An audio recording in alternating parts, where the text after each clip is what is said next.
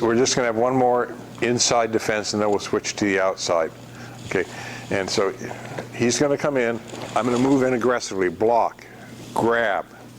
Right hand is going to come under his, around behind his elbow. Okay, okay. I'll turn this around in a minute. Okay, all I'm going to do is rotate his elbow inward. Surprisingly, we have another shoulder lock rear takedown. But to do the throw at this point, I'm not as much going to pull down on his, push down on his wrist as I am going to pull up on his elbow. Okay, all you're doing is, this is basically what you're doing. Okay, it's a different way of doing a shoulder lock. Same lock, different hold. So he's coming in, he's coming, block, down. Okay, we're simply pulling, you're pulling the elbow towards you. Okay, it's faster than a regular shoulder lock. Okay, and some people like faster techniques. Okay, also once you get it down, it's easier to do because easy is a 4-letter word. We're learning a lot of 4-letter words today, and your parents can't get mad at you for using any of them except maybe lazy. Okay, okay. So again, he comes in, block, down. You can use the same technique for a person who hits you or tries to hit you. It's so dirt simple, it's pathetic. Okay, so that's what we're going to have you do. Try it with a different attacker, and we'll see what you do with it. Okay, then we're going to deal with blocking it from the outside. Okay, very good. Thank you. Okay. What you can, because we ran into a problem over there. I'll borrow. I won't really do a shark bite on you because nobody likes to have them done. Okay, and he came in with it, and I blocked, and I went to do this, and the person straightened their arm out. Okay, now easiest thing to do. Okay, there are a couple options here. Because of the angle of the knife, I'm not going to bring this around now and try and have him stab himself. Okay, but your hand is here anyway. All you really have to do is bring it about halfway up his arm on the inside, and you do a little shark bite. And see how that elbow bends for you, and then you do the technique. Okay, okay. B-I-T-E, a 4-letter word. Only with that definition. Okay. Okay, I may get in trouble here before the end of the day. That's happened in the classroom too. I can't tell you what the massive mistake I made my first year teaching with seniors. Okay. Anyway, very good. Okay, it does happen, you know. Okay, so keep that in mind. If the person starts to straighten their arm out or resist, just slide your hand up a little bit and do a little shark bite. They'll bend their elbow for you. And now nobody's going to straighten their arm out because they don't want to shark bite. Okay, pick it up where you left off. If a person's coming at you backhand, you have, if you're going to block from the outside, you've got to get away out of range first. Okay, and there's a concept that which is also in the new book, is called No Be There, which one of my black belts tend to use a lot. And I thought it came from him, and then he said, no, I got it from the Karate Kid too. And you disappoint me. And so in the book we indicated where it came from to do, you know, the CYA, but I did say. But I was made aware of the term from Mark Jordan because he used it all the time, and he's from the South, and he has this unique accent, kind of like, you know, the no be there has a different way of, you know, you don't want to be where you're going to be hurt. Okay, that's called, and he simply called that no be there, and all his students knew what no be there meant. Okay, regardless of attack. And what you run into, and some instructors and some systems have like 4 zones from a person. I tend to have 4 zones. It's about 0 to 12 inches which is where your grappling and all that other neat stuff is going to happen. Hits and kicks are really ineffective that close in, unless the karate person is very adept with kneecaps, strikes, and elbow strikes. And then they might be a problem. 18 to 24, 36 inches is where you're going to get hit a lot. And you don't want to be there, okay? No, be there.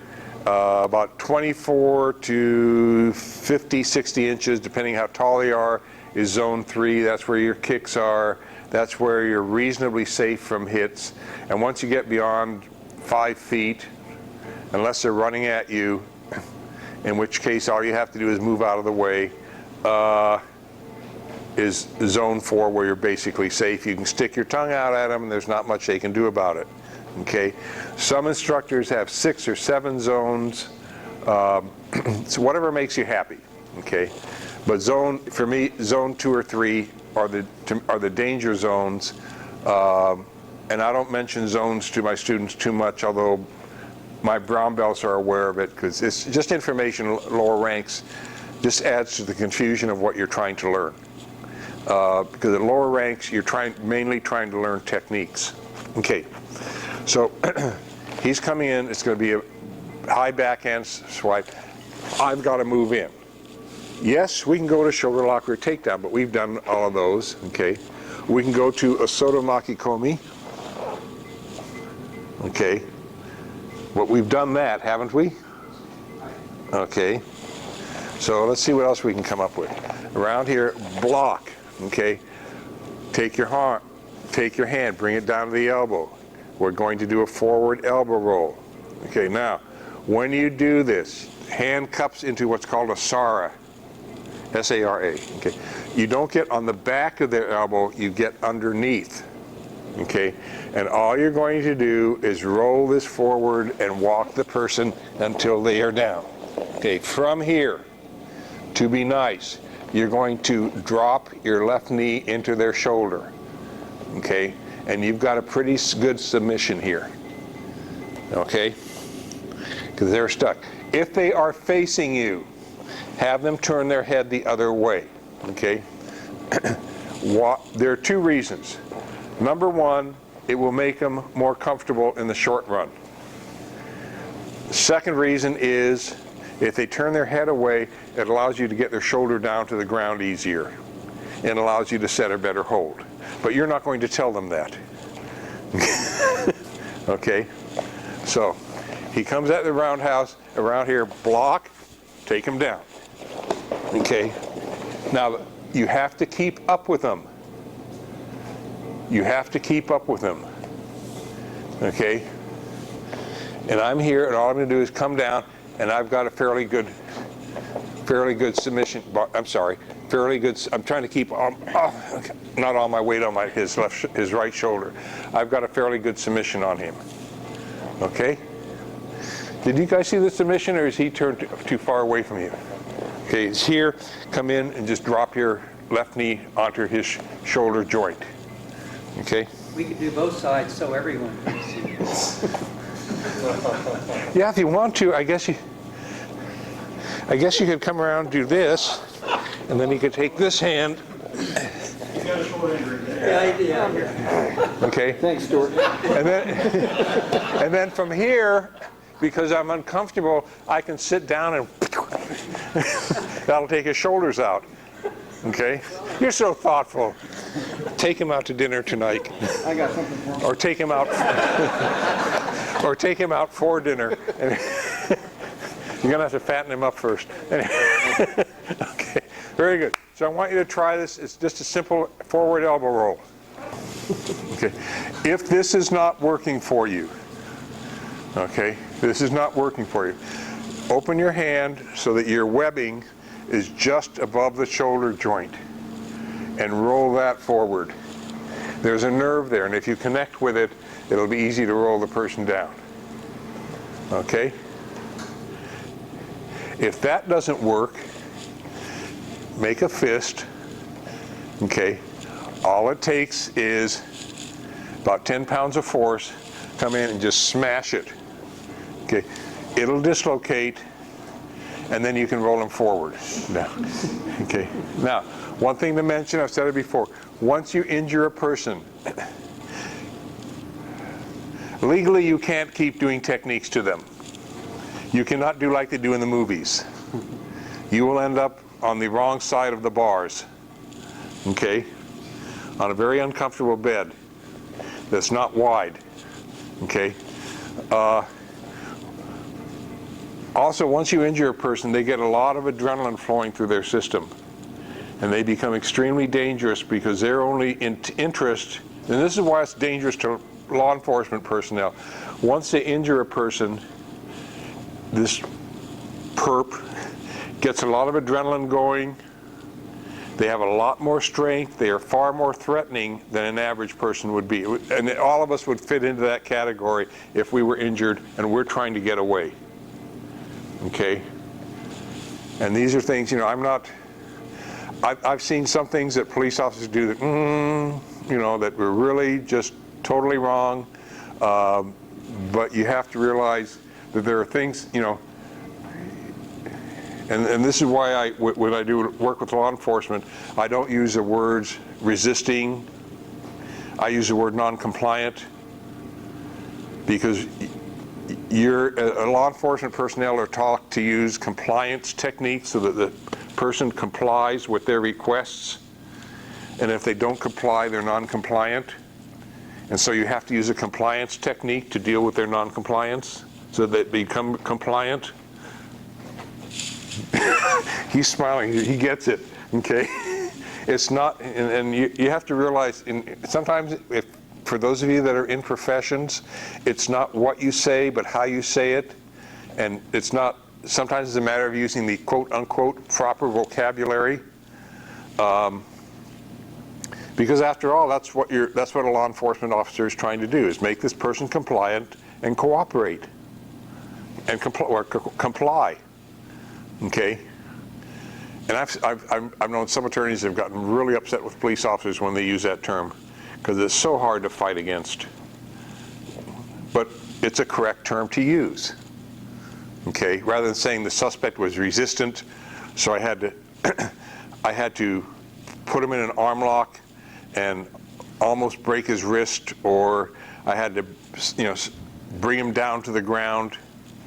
It's much easier to say I had to use a compliance technique, because a compliance technique is usually, and here we get a little more terminology, is most police agencies have what's called a use of force continuum, which means you're allowed to use certain different things that, depending on the attacker's resistance or non-compliance. And as long as what you're doing is within that policy, the officer's probably going to be safe. Okay, I've had a couple agencies, not in recent years, that have asked me to teach arrest and control, and I say, and one of them was a fairly large city, and I said, do you have a use of force continuum? And they said, no. And I said, well, I won't teach unless you have one of those, because I need to know what their standards are, because I don't want to train their officers with stuff they cannot use. Because there are a lot of stuff that officers, they have to stay within legally, they have to stay within certain limits. They can't do whatever they want to do. Some departments can, but all they need is a good lawsuit, and it'll be a very expensive lesson. But anyway, where were we here? Yeah, just good smash down. You have a good chance of dislocating the elbow. The situation's over with. Okay, you're done with him. Once you've dislocated his elbow, don't worry about trying to bring him to the ground, because you won't be able to do that either, unless you happen to do it real fast. Okay, and then even on the ground, he's going to be extremely dangerous, because he has absolutely no idea what he's doing then. He just wants to get away. Okay, enough of La Boca. Anyone not know what La Boca is? What? I do not. What? Oh, La Boca is the mouth. La Boca. Boca is mouth. Okay, so my kids gave me that name years ago sometimes. My first year of teaching, I had one kid, senior, he swore at me in Spanish. He got really frustrated with me one day, so he swore at me in Spanish. The whole class is looking at, what's going to happen next. Because normally, kid swears at you, suspend them. And back in those days, a teacher could suspend a kid from school. And I looked at him, and so I started swearing at him in German. And he looked at me and he said, I don't understand what you said. And I said, well, I have no idea what you said either. Next time, why don't we try it in English? And I left it at that. You don't have to be heavy-handed with people. Sometimes you can just be very subtle, and they get the point. You don't really have to go full force on stuff if you feel the person is going to get the concept without you going for, even with jiu-jitsu. Sometimes it's a matter of putting a person in a control hold, or bringing them down, or a standing submission, or a little nerve press, does wonders, okay? And that's another thing that's nice about the art, is that you've got a lot of flexibility in terms of what you can do to an attacker. Okay, try, bring your knee in and brace it against him, take him down. You can come in and give him a Charlie horse. That works very effectively. You can strike here. You can stomp down on the bridge or instep, okay? Don't go for people's toes. It's a waste of time. Besides, you may not have any. No. But all these things will loosen the person up, okay? In addition to the shark bite. But, okay, so just keep that in mind, okay? You always have to have something you can use in case this doesn't work. And if he's really resistant on this, you can really, again, the shoulder lock is great fun. Okay, now, okay, we're going to switch to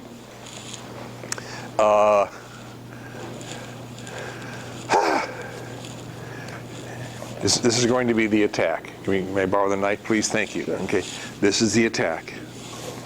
Okay, this is serious. Okay, they it's beyond, it's beyond, here's my money, and they're still going to want to give you some grief. I mean, the part of the thing is, if someone brings up a knife to your neck, you need to respond immediately. This is not something where you go, here, take my money, here, take this. Their intent is probably, they can kill you so easy, it's pathetic. Okay?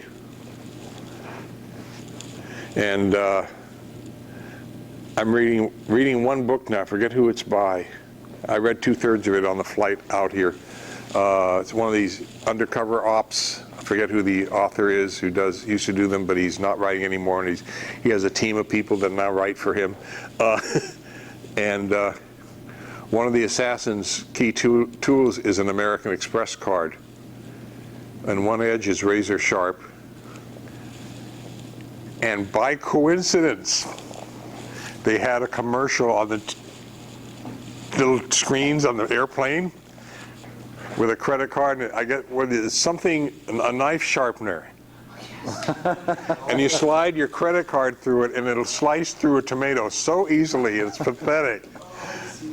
And I said, Come up at the same time. yeah, right. I said, oh my God. I said, maybe it really does work.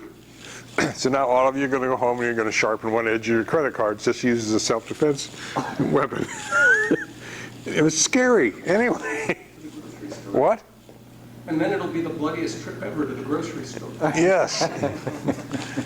Okay. No, it really, to me, the coincidence was just uncanny. I said, I'm reading this book, got this commercial. I kind of doubted it until I saw the commercial, but that's really scary. Because you can carry a credit card, and who thinks of it as a weapon? But if you sharpen one edge of it, and what is the length of a credit card? Is it less than 3.5 inches? Yeah. If it's less than 3.5 inches, it's not considered a concealed weapon in California. There's something, there's some length in terms of the knife. It's really, it's scary. And it's a Now I've got to start teaching techniques for credit card attacks. Okay, so anyway, this is the attack. And if you want to hold on here for the fun of it, you can. It doesn't matter, okay? Okay, any questions on the attack? Okay, here's the technique. He's up here. Okay, I couldn't get the knife, so I got the sleeve of the wrist. You have to, first thing you have to do is get this away from your neck. Okay, if you try to pull it away, it's not going to work. You're going to get cut. You need to keep it against your chest and bring it down, and at the same time, this, you need to get to this elbow and push this across. You need to get it away from your neck. That's number one. Okay, number two, I hate to say this, but the easiest thing to do is to go into a, what? A shoulder lock takedown. This was not the plan. You know, this, God, he got shoulder lock all day. Okay, you're here. You have to keep this held here, and what, need to turn this sideways a little bit so you see what happens. You keep this against your chest, and you turn towards him. And we do the same technique you did before. The hard part is, okay, is it comes up, it's grab and pull, but keep it against your chest. And get this up here for support, okay? Yes, you could do a hip throw. Yes, you could do taitosh. You can do any of those, but they have a risk of having the knife come back up, okay? You need to keep this away from you, away from your neck, okay? You get cut across here, yeah, it could be serious down on your chest, okay? But if it's above the armpit, you're probably relatively safe, okay? Okay, and you keep this against your chest. You turn, okay? Turn this sideways a little bit, okay? You turn, you say, oh, look, there's a dollar bill. Let me see if I can pick it up with my teeth, okay? And you have to bend over, okay? Any questions? You know the technique. By now, you know a shoulder lock, okay? And probably half a dozen of its manifestations, okay? The trick is to get the knife away from your neck, or this hard part, or the serious part, okay? If you can, if you see, and if you can hook his hand, that's better than sleeve. If you can hook his hand and bring his hand down, that's even better, okay? But again, you hold this to your chest as if your life depended on it. And you hold this against your chest as if your life depended on it. Okay? That's what you have to do. If you let this come out, you're going to get cut. Okay? Okay, let's see what you do with it. We're having a problem over here. Okay, he's here. You're getting, okay, you're here, and you're taking him down. Okay, what do I do now? Okay, before you go into any submission, that nose is the best target to go after. You need to come in and, okay, come down and strike, smash that nose or the cheekbone. You've got to give him something to think of. Okay? It's the easiest thing to do. The target is sitting right there. Okay? And some of you are then going into a wrist lock lift, which is okay. Okay? I would just assume, I've got his arm out here, I'd just assume bring it back and do a wrist press. Okay? If you're going to do that, or you can take a couple more punches to the cheekbone. Okay? Why the cheekbone? It's easy to fracture. It can be a serious injury. I know of one person that had that happen, and then they ended up with, they had to put pins in to hold all the bones together. He looked kind of interesting for about 6 months, but he healed up nice. But that cheekbone is easy to get to. Okay, if you can brace his arm instead of fooling around with this, you're right here. You're set for an arm bar. Just take it and bring it back all the way. Okay. If you then have to if you didn't break his arm, then you can try doing some of this stuff that requires, I don't want to say more effort. I mean, if some of you are used to doing this and this is all set up and you just want to come down and break it right away, fine. Okay? But whatever you do, you want your submission to be fast. Okay? For those of you who saw the movie Equalizer 2, I already saw a good movie. And the star of it was, what's his name, Denzel Washington. And they had a scene, which is the first time I've seen one of Hal Brocious' techniques on, it may be in another system too, first time I've seen one of his techniques in a movie, okay? And he called, I guess these guys had invited some lady up to their apartment and they made misuse of her, and then they called him to, he was like an Uber driver, and they told him to take her to the hospital, take her home. He took her to the hospital, he came back, and after he dealt with 3 of them, he told the lead guy who he hadn't touched yet, I want you to call 911 and ask for a paramedic. And so the guy called 911, asked for a paramedic, then he said, give me your hand. The guy gave him his hand, and then he took the fingers and just the screen stopped just as he started to take him apart. And I said, oh, neat. You know, but I'd never seen that in a movie before. So I've got to, I guess, call a producer or whomever did the movie and say, where did you get that technique from?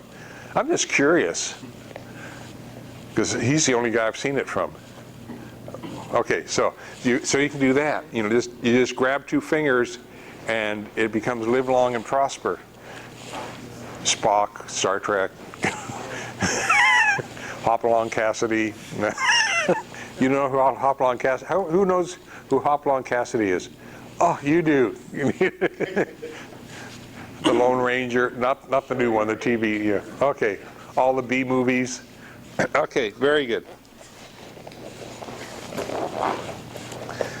How many of you know how to hand a knife to a person? How do you hand a knife to a person? Okay. If it's a single-edged blade, it's blade up. Okay. If it's a double-edged blade, it's with an open palm. Okay. Because they can't cut you that way easily. If it's a single edge and the palm blade is up, they can't cut you. And most people don't attack with the blade up anyway. Okay, get back to what we're supposed to do. So make sure you strike that nose or cheekbone first, because you've got 3 different size configurations over there. They were having lots of fun, and I don't know if it was you or was it you that one of the reasons you work with different people and have different variations of the art is you tend to learn a lot more different ways of doing the same thing, okay? And you find that some of them will work better for you than others. And what may work well for you may not work as well for another person, okay? And this is why in the Budoshin system we have the kata, where we want to see certain forms, and then when we have the waza, where your attack, do whatever you want, almost. And that's to give you, because on the street, we're not going to say, oh, he didn't do a koshinagi properly. Okay, there are many ways to do koshinagi hip throw. There are many ways to do a wrist press. There are many ways to do almost every technique, okay? And the value of working with different people is that you find different ways of doing a wrist press, you find different ways of getting a release. We couldn't get the knife out of Tony's hand because I think you were grabbing over his fingers, which made it difficult to do, but as Tony said, had you turned the wrist a little more counterclockwise, he would have had to open his fingers. You came in with, you got away from the fingers with the thumb press, but that still wasn't working on Tony because Tony was being stubborn. And so a standard thing I do for someone who just really has a resistant grip is I'll come in and I'll go for the middle finger. You know the technique you learned for the thumbnail press? I'll do that with the middle finger and just keep increasing the pressure until they let go of the knife. Okay, it does get very painful. But we had three distinct, including what you originally came up, there are 4 distinct solutions, all of which might have worked. Either they were, or with slight variation. Okay, and that's one of the things that's nice about going to seminars, is are you a white belt? Yes, sir. Okay, and you're getting all this information. Where am I going to put it? It'll eventually fall into place. Okay, but that's the advantage, is you get different ways of doing the same things. Okay, and I've learned over the years that you as a sensei, you have to be open-minded. Okay, and I'll work with, if a student comes up with a variation that looks reasonably valid, I'll go with it, because who's to say they're doing the technique wrong if it works? Okay, let me use, who can I use? Who haven't I picked on today? Oh, I haven't picked on you yet. Okay. We're going to have the same knife attack. We're going to have you approach this a little differently. Everybody wants to give him a knife. Okay. The first time,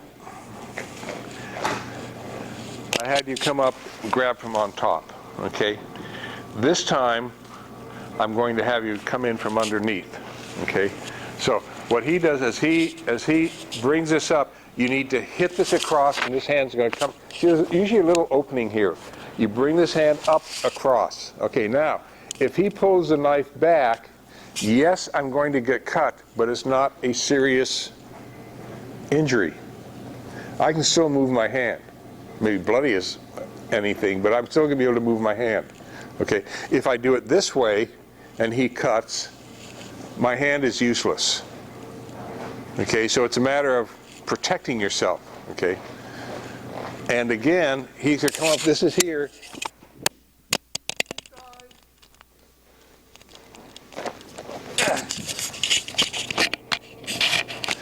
Okay. Okay, it's up here. And what's the easiest thing to go into again? I hate to say it. What? Shoulder lock or takedown. Okay. Okay, and it's okay. So I don't expect you necessarily to do the throw, but I want you to just turn and set the shoulder lock. Now, again, some of you are doing the submission, and in here, you're doing it slowly, then you're coming up with a submission.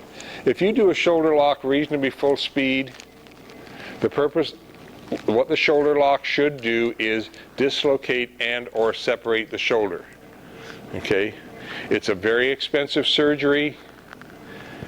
It will disable the person. You will not have to do any other submission on them, because they will have a dislocated and separated shoulder.